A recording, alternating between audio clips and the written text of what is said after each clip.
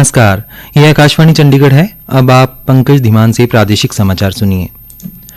प्रवर्तन निदेशालय ने अल-फलाह विश्वविद्यालय के कुलपति जवाद अहमद सिद्दीकी और अन्य के खिलाफ धन शोधन निवारण अधिनियम के अंतर्गत शिकायत दर्ज की है। निदेशालय ने बताया कि अल-फलाह चैरिटेबल ट्रस्ट, अल-फलाह विश्वविद्यालय और उससे संबंधित संस्थानों से जुड़े कथित अपराध की आय के सृजन और धन शोधन के संबंध में आरोपियों के खिलाफ न्यायालय में शिकायत दर्ज की गई है। निदेशालय ने कहा कि हरियाणा में समूह से जुड़ी लगभग 140 करोड़ रुपए की संपत्ति को अस्थायी रूप से जब्त किया गया है।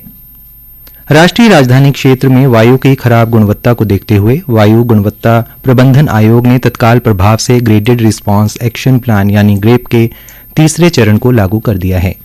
यह फैसला दिल्ली में आज वायु गुणवत्ता सूचकांक 354 दर्ज होने के बाद लिया गया। प्रतिबंधों के सभी निर्माण और तोड़फोड़ की गतिविधियों पर पूरी तरह से प्रतिबंध शामिल हैं, जिसमें मिट्टी का काम, पाइलिंग, खाई खोदना और सड़क निर्माण गतिविधियां और बड़ी मरम्मत शामिल हैं।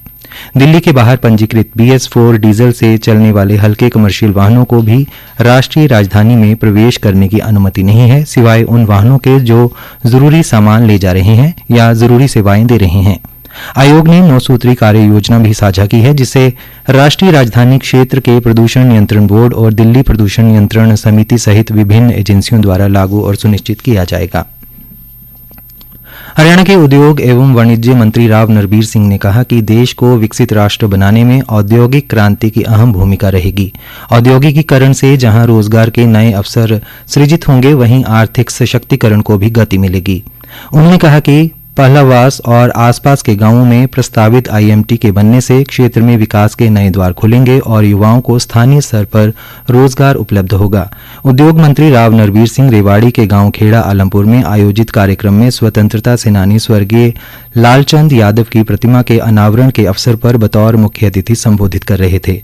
उद्योग मंत्री ने बजट को लेकर कहा, मंत्री जी हर जगह जाके प्री बजट मीटिंग कर रहे हैं, सभी वर्गों से अपनी अपनी राय मांग रहे हैं, चाहे कोई भी वर्ग हो, चाहे वो किसान हो, व्यापारी हो, इंडस्ट्रियलिस्ट हो या पढ़े लिखे लोग हो, एजुकेशनिस्ट हो, सबसे उन्होंने सलाह मांगी है। पूरा जनवरी का महीना, तो जैसे जैसे लोगों की मांग आएगी उस हिसाब से बजट पेश होगा। और जो आम आज इच्छा करता है कि हमारे हरियाणा का अब की बार ऐसा बजट आए, लोगों की इच्छाओं के अनुरूप ये बजट आएगा।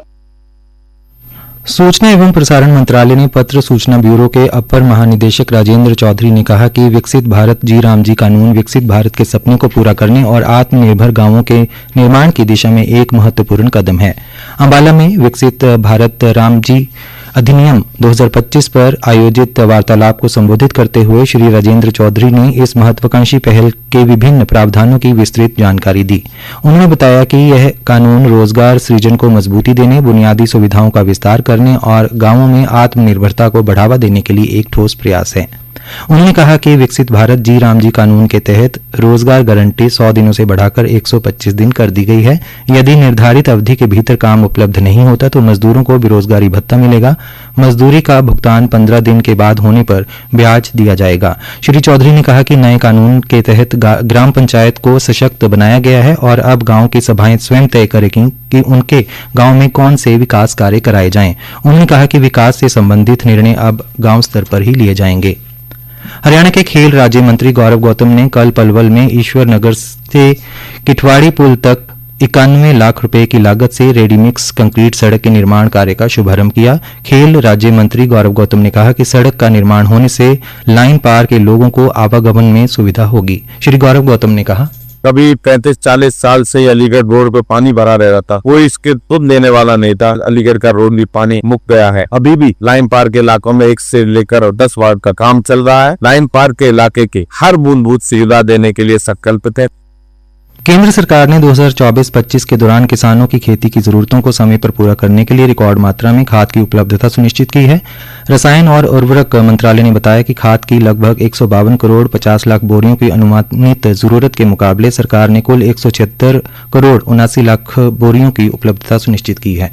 प्रादेशिक समाचार समाप्त हुए।